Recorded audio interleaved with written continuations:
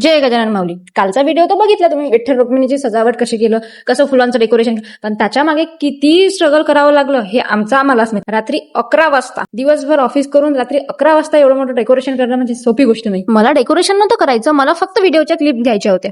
पण त्या क्लिप घेणं पण सोपी गोष्ट नाही ना, आणि रात्रीच्या रात्री एडिट करणं एवढा मोठा व्हिडिओ खूप स्ट्रगल लागते भाई, खूप स्ट्रगल. त्यातही तुम्ही लोक फॉलो ना करत, इन्स्टाला लवकर फॉलो करा, युट्यूबला सबस्क्राईब करा. माझ्या चेहऱ्याकडे बघून एक तर समजलंच असणार की मी किती थकलीन, मला किती झोप येत होती. तरी पण मी रात्रीच्या रात्री 11 वाजता ह्या सगळ्या गोष्टी कंप्लीट केल्या. आणि त्याच्यात म्हणजे मी एकटी नव्हती, आम्ही सगळ्यांना कामाला लावलं होतं. कोणी फुलं तोडायला लावलं होतं, कोणाला डेकोरेशन करायला, आणि त्याच्यात मी व्हिडिओ घेणार होती. आणि हे सर्व डेकोरेशन वगैरे हे आषाढी एकादशी स्पेशल होतं, कारण की दुसऱ्या दिवशी येणार होते आमच्या इथं पाहुणे, आणि आदल्या दिवशी मी म्हटलं सर्व काही कंप्लीट करून आटपून घ्यावं म्हटलं. आणि तुम्हाला माहिती आहे, पाहुणे वगैरे आले की सगळा दिवस त्यांच्याच मागे चालला जातो, कुठलेच कामं होत नाही. सो फायनली एकदाचं पूर्ण डेकोरेशन वगैरे झालं. डेकोरेशन तर ठीक आहे, पण एवढा पसारा करून ठेवला होता की तो आवरताच आम्हाला रात्रीचे 1 वाजले. त्याच्यामध्ये 4-5 बोलणे भेटले घरचे, हे वेगळी गोष्ट आहे म्हणा, पण डेकोरेशन सांगा कसं झालं, कमेंटमध्ये नक्की कळवा. एवढ्या साऱ्या मेहनतचा जो फायनल रिझल्ट आहे तो मी ऑलरेडी काल माझ्या पेजला पोस्ट केलेला आहे. तुम्ही जर बघितलं नसेल तर नक्की बघून घ्या, आणि कमेंट करून पण सांगा की तो व्हिडिओ कसा जमला. चला तर मग भेटू आता आपण नेक्स्ट व्हिडिओमध्ये, कारण की आता खूप टाइम झालाय आणि आता मला झोपायचं, लवकरात लवकर सगळं काही कंप्लीट करून. आधीच माझे डार्क सर्कल खूप वाढत आहे, आता जास्त नको वाढायला, म्हणून चला बाय आता.